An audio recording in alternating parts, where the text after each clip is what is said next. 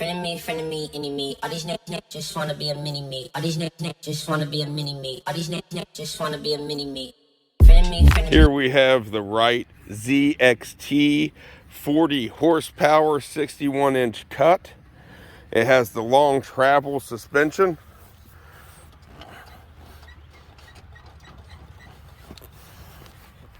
That way when you hit a bump, the sticks bounce with the seat. It has a suspension seat, holds 15 gallons of fuel. Has 2 tanks, 1 gas gauge. They both work the same. You have cubby hole number 1, cup holder. You can adjust the sticks to how you like it. The engine is 40 horsepower Briggs & Stratton. It's an EFI, electric fuel injected. Has the 500-hour Vanguard oil. As you can see, the deck is 60 inches. But if you look at it from the back, the tires are actually wider than the deck. We got a tow hitch on the back, tow hooks, the ROP system,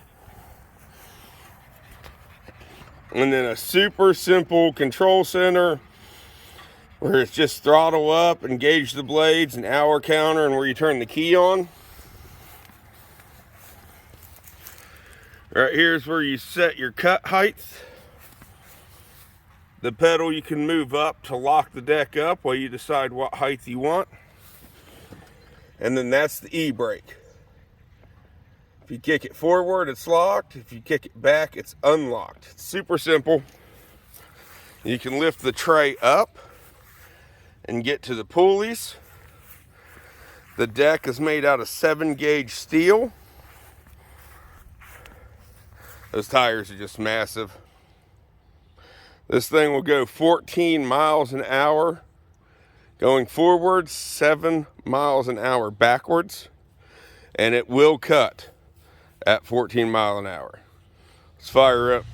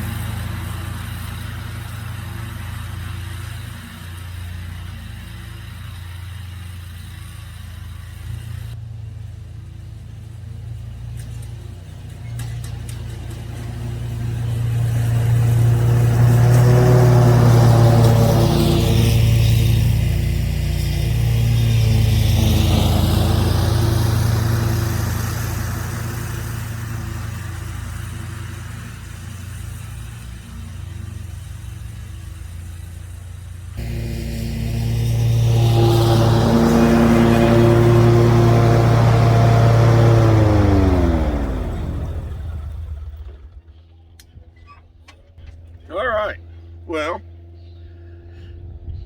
that was at full go. I was at 14 miles an hour. Once I hit these straightaways, it's easy to do, just because the seat is so comfortable. Got a lot of bounce in that seat. Let's go over what I like about it, and then I'll go over what I don't like about it. And I forgot to mention this earlier. It has a striping kit attached to the deck. So not only do you have the wide tires on the wide base, you also have a striping kit, and it will put down a stripe.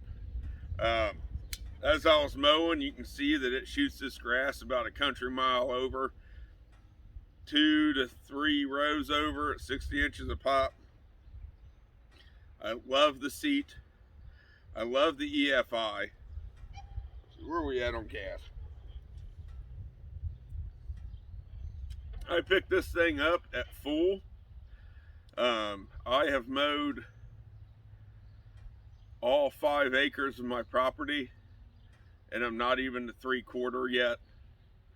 So that's pretty slick. I love that both of these gas tanks work together. You don't have to switch one over to the other. That was something Dixie Chopper really needed to fix, but Wright nailed it.